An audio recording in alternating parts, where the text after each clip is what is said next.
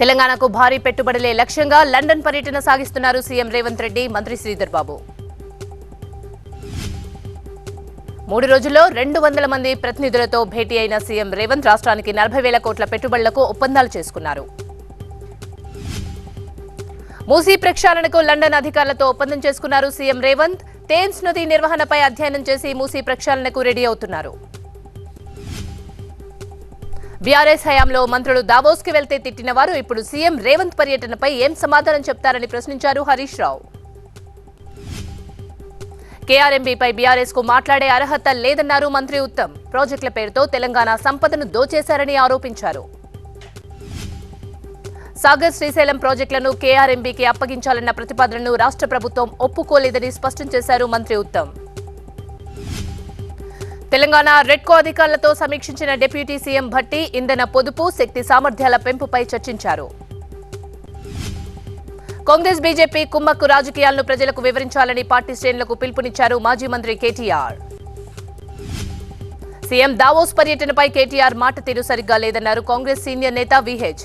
BRS 10 ఏళ్ల పాలనలో ప్రజలకు ఒరిగిందేమీ లేదన్నారు. దావోస్ పర్యటన పెట్టుబడులు పెట్టడానికా లేక తేవడానికా అంటూ కాంగ్రెస్ ను సూటిగా ప్రశ్నించారు బీజేపీ నేత ఎన్వీఎస్ఎస్ ప్రభాకర్. సరఫరాపై కాంగ్రెస్ ప్రభుత్వం రైతులకు భరోసా కల్పించలేకపోతుందన్నారు మాజీ మంత్రి నిరంజన్ రెడ్డి. బీఆర్ఎస్ ఎమ్మెల్యేలకు అడుగడుగునా ప్రోటోకాల్ సమస్యలు ఎదురవుతున్నాయన్నారు మాజీ ఎమ్మెల్యే సునీత. కాంగ్రెస్ లో ఓడిన నేతల పెత్తనం పెరిగిందన్నారు. హన్మకొండ జిల్లా కన్నూరు పంచాయతీ భవన్ ప్రారంభోత్సవంలో కాంగ్రెస్ బీఆర్ఎస్ మధ్య ప్రోటోకాల్ రగడ చెలరేగింది. శిలాఫలకంపై ఎమ్మెల్యే కౌశిక్ రెడ్డి పేరు కింద మంత్రుల పేర్లు ఉండడంపై కాంగ్రెస్ కార్యకర్తలు ఆందోళనకు దిగి ప్రారంభోత్సవాన్ని అడ్డుకున్నారు. విజయవాడ స్వరాజ్ మైదానంలో 125 అడుగుల అంబేద్కర్ విగ్రహాన్ని ఆవిష్కరించారు CM Jagan. Statue of Liberty అంటే అమెరికా గుర్తొస్తే స్టాచ్యూ ఆఫ్ సోషల్ జస్టిస్ అంటే అంబేద్కర్ విగ్రహం గుర్తుకు వస్తుందన్నారు సీఎం జగన్.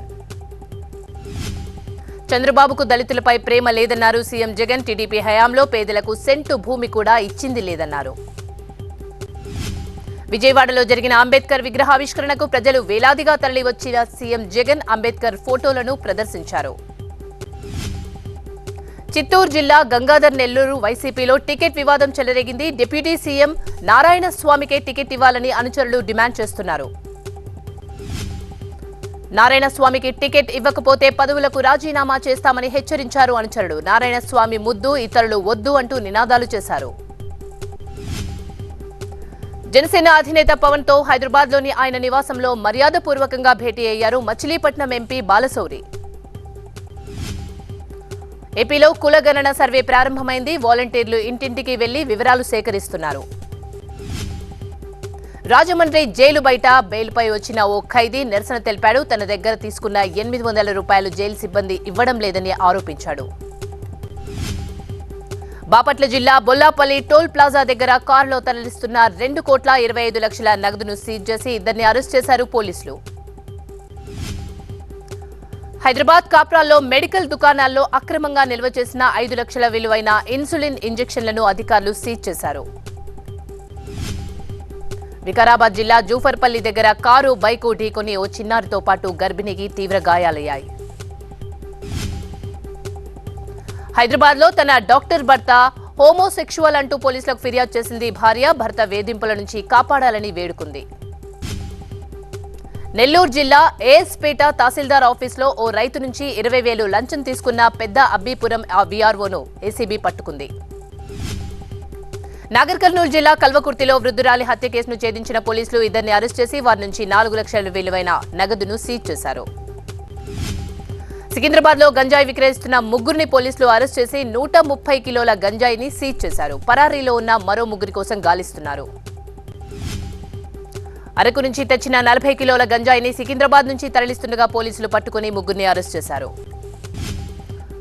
విశాఖ పర్యటనలో ఉన్నారు నటుడు చిరంజీవి. ఎన్టీఆర్, ఏఎన్ఆర్ శత జయంతి సందర్భంగా ఇవాళ జరిగే ఓ వేడుక కోసం వచ్చారాయన. అనకాపల్లిలో వేల్పూరు జాతర జోరుగా సాగింది. అమ్మవారికి భారీగా ఊరేగింపుతో వెళ్లి సారె సమర్పించారు మహిళలు. ఏపీలో భూ హక్కు చట్టం రద్దుకు డిమాండ్ చేస్తూ ఒంగోలులో న్యాయవాదులు భారీ ర్యాలీ తీశారు. నంద్యాలలో పునర్నిర్మించిన సబ్ కలెక్టర్ బంగ్లాను మంత్రి బుగ్గన రాజేంద్రనాథ్ రెడ్డి ప్రారంభించారు. కర్నూలు జిల్లా పత్తికొండలో ఇద్దరు లారీ డ్రైవర్లు పార్కింగ్ విషయంలో గొడవపడి పరస్పరం దాడులకు దిగారు. శ్రవణ్ అనే లారీ డ్రైవర్ వెంకటేష్ అనే మరో డ్రైవర్ పై రాయితో దాడి చేయడంతో లైసెన్స్ గన్తో గాల్లోకి కాల్పులు జరిపాడు వెంకటేష్. కర్నూలు జిల్లాలో వారం క్రితం ఓ బాలికపై లైంగిక దాడి చేసిన నిందితుడిని పోలీసులు అరెస్ట్ చేసి రిమాండ్కు తరలించారు. కోనసీమ జిల్లా ఎస్ యానం బీచ్ కు పర్యాటకులు పోటెత్తారు. సముద్ర అలలతో ఆడుతూ యువతీ యువకులు సందడి చేశారు. విపత్తుల వేళ ప్రాణ రక్షణకు తీసుకోవాల్సిన చర్యలపై మహబూబ్ నగర్ కలెక్టరేట్లో పోలీసులు మాక్ డ్రిల్ నిర్వహించారు. మహబూబ్ నగర్ జిల్లా అడ్డాకుల దగ్గర వోల్వో బస్సులో మంటలు చెలరేగాయి. డ్రైవర్ అప్రమత్తతతో ప్రయాణికులు క్షేమంగా బయటపడ్డారు. ఆదిలాబాద్ నుంచి ఆర్మూరు రైల్వే లైన్ కోసం ప్రత్యేక నిధులు విడుదల చేయాలని కేంద్రాన్ని డిమాండ్ చేసింది రైల్వే లైన్ సాధన సమితి. శ్రీ సత్యసాయి జిల్లాలో సాగుతున్న కుల గణనను పరిశీలించారు జాయింట్ కలెక్టర్ అభిషేక్. అధికారులతో కలిసి ఇంటింటికి వెళ్లి వివరాలు సేకరించారు.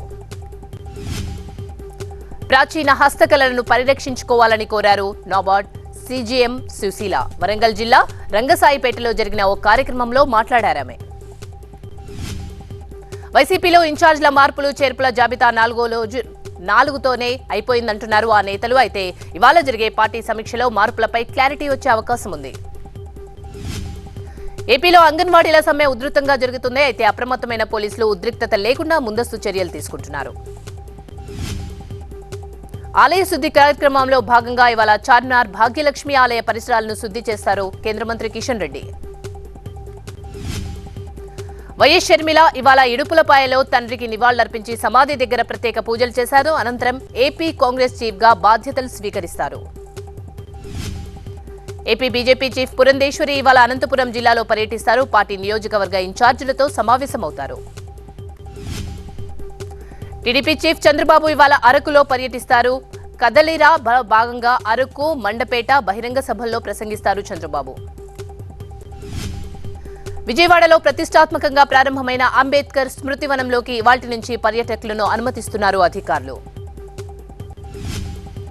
శ్రీరాముడి ప్రాణ ప్రతిష్ఠ కోసం తిరుమలలో తయారు చేసిన 1,00,000 లడ్డూలు ఇవాళ ప్రత్యేక విమానం ద్వారా అయోధ్యకు తరలిస్తారు. అయోధ్య రాముడి ప్రాణ ప్రతిష్ఠకు వచ్చే భక్తుల కోసం లడ్డీలు పంపడం ఆనందంగా ఉందన్నారు టీటీడీ జేఈఓ వీరబ్రహ్మం. హైదరాబాద్ నుంచి అయోధ్య రాముడి కోసం ఓ అభిమాని 1,265 కిలోల భారీ లడ్డును తరలిస్తున్నాడు. మధ్యప్రదేశ్ ఉజ్జయిని ఆలయ కమిటీ ఆధ్వర్యంలో శ్రీరాముడి ప్రాణ ప్రతిష్ఠ కోసం 5 లక్షల లడ్డూలను తరలిస్తున్నారు. అయోధ్య రాముడి కోసం వారణాసి, గుజరాత్ కు చెందిన వ్యాపారులు దేశీ నెయ్యితో ప్రత్యేకంగా లడ్డూలు తయారు చేసి తరలిస్తున్నారు. అయోధ్య రాముడి ప్రాణ ప్రతిష్ఠ నేపథ్యంలో ఎల్లుండి స్టాక్ మార్కెట్లు, కరెన్సీ మార్కెట్లకు సెలవు ప్రకటించారు. ఎల్లుండి జరిగే శ్రీరాముడి ప్రాణ ప్రతిష్ఠ కోసం టీడీపీ చీఫ్ చంద్రబాబు నాయుడు రేపు అయోధ్యకు వెళ్తున్నారు. షిరిడి ద్వారకామయి ఆశ్రమం శ్రీరామ జపంతో మారుమోగుతోంది. ప్రతిరోజు 11 గంటల పాటు అలుపు లేకుండా జై శ్రీరామ్ పేరుతో జపిస్తున్నారు. రాముడి ప్రాణ ప్రతిష్ఠ వేళ అయోధ్య నగరి విద్యుత్ దీపాల వెలుగులతో ధగధగలాడుతోంది. మిరుమిట్లు గొల్పే కాంతితో కొత్త అందాలు సంతరించుకున్నాయి. అయోధ్య రాముడి ప్రాణ ప్రతిష్ఠ నేపథ్యంలో అల్లూరు జిల్లా చింతూరు ఏజెన్సీ నుంచి భద్రాచలం రామాలయానికి భక్తులు పాదయాత్ర చేస్తున్నారు. అయోధ్య రామమందిరం ప్రారంభం నేపథ్యంలో గుజరాత్, రాజ్కోట విద్యుత్ వెలుగుల మధ్య వెలిగిపోతోంది. నగరాన్ని విద్యుత్ దీపాలతో అందంగా అలంకరించారు. రాముడి ప్రాణ ప్రతిష్ఠలో ముస్లింలు సైతం భాగస్వామ్యమయ్యారన్నారు బీహెచ్పీ నేత అలోక్ కుమార్. కశ్మీర్ ముస్లింలు 2 కిలోల కేసరి అందజేస్తున్నట్లు చెప్పారు. రాముడి ప్రాణ ప్రతిష్ఠ కోసం హడావిడి చేస్తున్న ప్రధాని మోదీ రామరాజ్య స్థాపనకు మాత్రం పాటుపడ్డం లేదన్నారు కాంగ్రెస్ నేత అధీర్ రంజన్ చౌదరి. రామ మందిరం కోసం సాగిన శతాబ్దాల పోరాటానికి ప్రధాని మోదీ తెరదించారన్నారు కేంద్ర మంత్రి సాధ్వి నిరంజన్ జ్యోతి. రాముడి ప్రాణ ప్రతిష్ఠ నేపథ్యంలో మధ్యప్రదేశ్ ఉజ్జయిని మహంకాళి ఆలయం ఎదుట రామ భజనలతో హోరెత్తించారు భక్తులు. భక్త పారవస్యంతో నృత్యం చేశారు. అయోధ్యలో శ్రీరాముడి మందిర నిర్మాణం దేశానికే గర్వకారణమన్నారు వెటరన్ క్రికెటర్ హర్భజన్ సింగ్. రాముడి దర్శనం కోసం ఆతృతతో ఉన్నట్లు చెప్పారు. రాముడి ప్రాణప్రతిష్ఠ ఆహ్వానాన్ని కాంగ్రెస్ పెద్దలు వ్యతిరేకించిన కర్ణాటక విజయనగర్ కాంగ్రెస్ ఎమ్మెల్యే మాత్రం భారీ కటౌట్ ఏర్పాటు చేసి భక్తి చాటుకున్నారు. అయోధ్యలో రాముడి ప్రాణప్రతిష్ఠ నేపథ్యంలో అవాంఛనీయ ఘటనలు జరగకుండా తమిళనాడు తుత్తుకుడిలో పోలీసులు డాగ్ స్క్వాడ్తో మాక్ డ్రిల్ చేశారు. ఉత్తరప్రదేశ్ గజియాబాద్ లో స్వచ్ఛ తీర్థలో భాగంగా ఇస్కాన్ ఆలయాన్ని దర్శించుకుని ప్రత్యేక పూజలు చేశారు కేంద్ర మంత్రి వీకే సింగ్.